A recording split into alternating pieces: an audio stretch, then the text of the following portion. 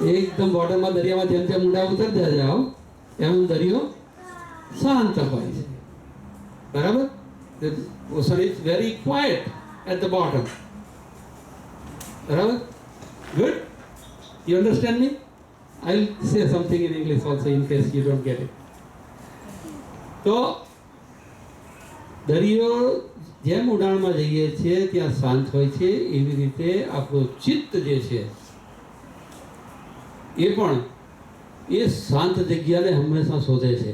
ઉપરની બધી લહેરો ચાલે છે, ઇમોશન્સ, થોટ્સ ને બધું ઉપર ઉપર ચાલે છે, એક્શન્સ બધું ઉપર ઉપર એક્સપ્રેસ થાય છે, દેખાય છે એકબીજાને, પણ અંદરનું ભીતરનું છે ને એ એકદમ ક્વાઇટ છે.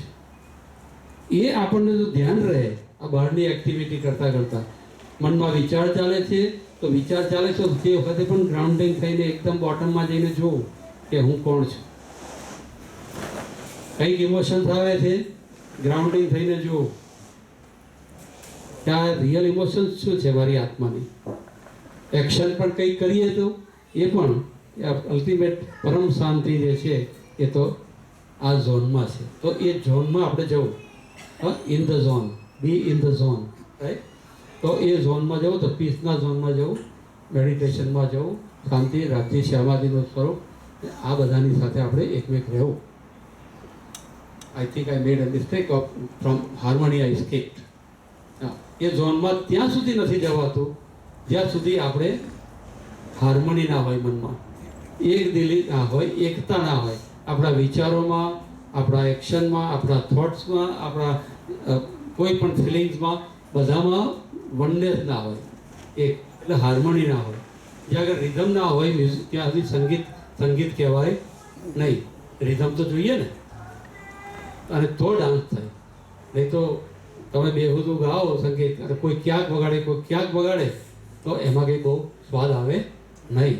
એટલે હાર્મોની હોય તો એ તમને શાંતિ તરફ લઈ જાય. એટલે આપણે અહીંયા હોલ રહીને, ટોટલી પ્રેઝન્ટ રહીને જે પણ કંઈ કરીએ, જે પણ કંઈ વિચાર પણ કરીએ એ પણ ટોટલી પ્રેઝન્ટ રહીને વિચાર કરીએ.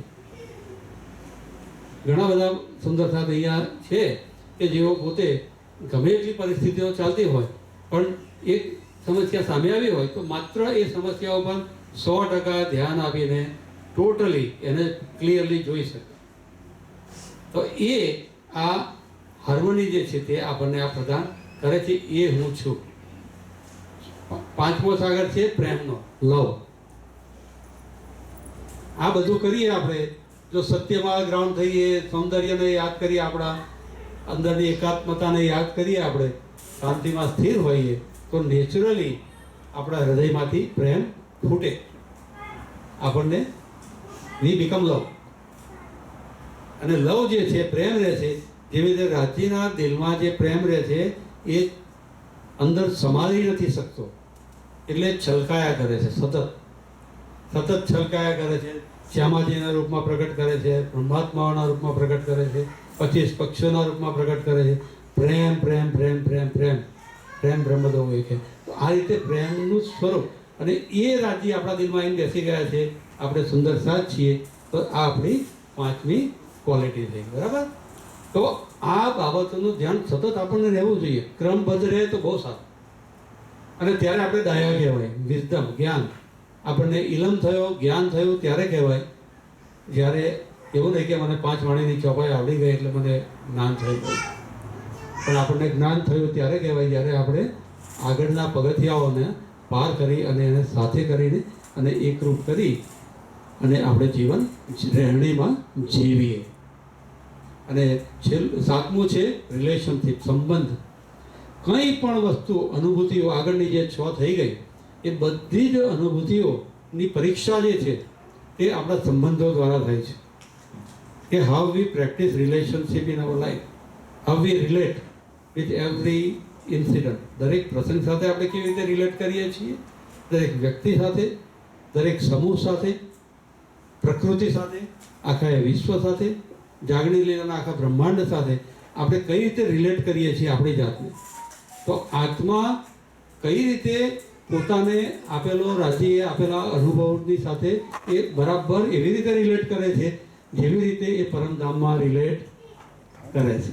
પરમધામમાં રિલેટ બધા બરાબર પરફેક્ટલી કરે છે. મોમેન્ટ ટુ મોમેન્ટ રિલેશનશિપ છે ત્યાં, એનો એક્સપિરિયન્સ છે રાઇટ ઇન ધ મોમેન્ટ. બધા જ everybody is in the present moment awareness. અને એ રિલેટિંગની પ્રેક્ટિસ જે છે તે આપણું લાઈફ બની જાય. ત્યારે આપણાથી કોઈ કંઈ આપણા પર કંઈ કર્યું હોય, છેલ્લે કંઈ ભૂલ કરી હોય, આપણને હેરાન પરેશાન કર્યા હોય, તો આપણે ક્ષમા પણ એને કરી શકીએ.